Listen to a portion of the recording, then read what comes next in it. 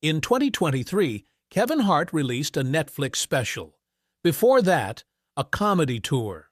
Before that, an action movie, a reality show, a business deal, a podcast, a fitness brand, and 3 brand partnerships announced in the same week. Kevin Hart doesn't have a career. He has a content machine. And the machine, right now, is running too hot, as he has been featured in another Netflix special with Dwayne Johnson. Here's what people forget. Before Kevin Hart became a brand, he was terrifying on stage. Laugh at My Pain, 2011, a stand-up special where he turned poverty, a broken family, and personal humiliation into material so sharp it left you laughing and guilty about it simultaneously. That wasn't product. That was pressure, years of it, released on one stage. He was 5 feet 4 inches in a world that rewards size, black in an industry that historically gate-kept comedy, and broke in a city that eats broke people alive. None of that stopped him. He didn't wait for the door to open. He built a new one, sold tickets to it, and charged $15 a seat. By the time Ride Along hit theaters in 2014, Kevin Hart wasn't just a comedian anymore. He was a formula. Here's where it gets complicated. The formula worked spectacularly. For a while, Ride Along made $134 million on a $25 million budget. Central Intelligence pulled in $217 million worldwide. The tours kept selling out arenas.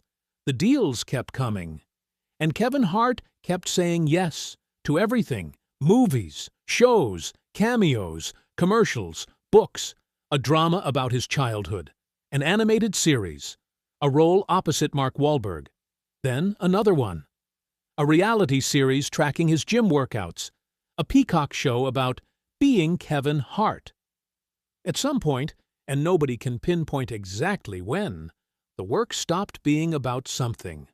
It started being about volume. And the audience noticed. Not all at once. Not loudly. But you can feel it in the reviews that stopped caring. In the box office numbers that started declining quietly. In the comedy specials that got polite applause instead of the room-shaking laughter of 2011. Because here's the thing about overexposure. It doesn't announce itself. It just slowly dilutes you. So what's actually happening with Kevin Hart? Is he just ambitious, restless, scared of stopping? Or is there something deeper going on?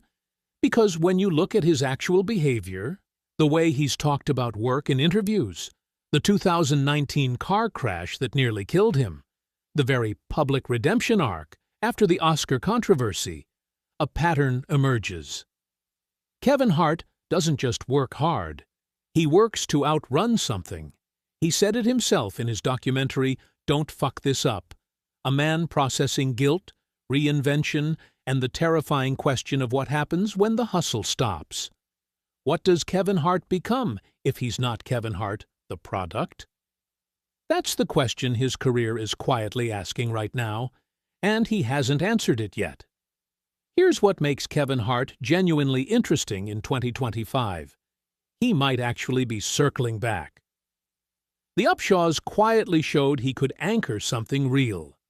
Lift flopped, but it flopped because it was anonymous, not because he was. And the rumors around more grounded projects suggest someone in his camp knows the formula is fading. The question isn't whether Kevin Hart is talented. He clearly is. The question is whether he's selective enough to let that talent breathe again. Because the comedians we remember, Pryor, Chappelle, Rock, they didn't just work constantly. They disappeared. They went away, sat with something, came back broken or changed, and put it on stage. The absence was part of the art. Kevin Hart has never really been absent. And at some point, presence without depth just becomes noise. Kevin Hart built something genuinely remarkable, from nothing on his own terms, faster than almost anyone in history. That part deserves real respect. But the next chapter of his career won't be decided by how much he does. It'll be decided by what he's willing to stop doing. Because the version of Kevin Hart that shook a room in 2011, he didn't have a brand to protect. He just had something true to say, and nowhere to hide.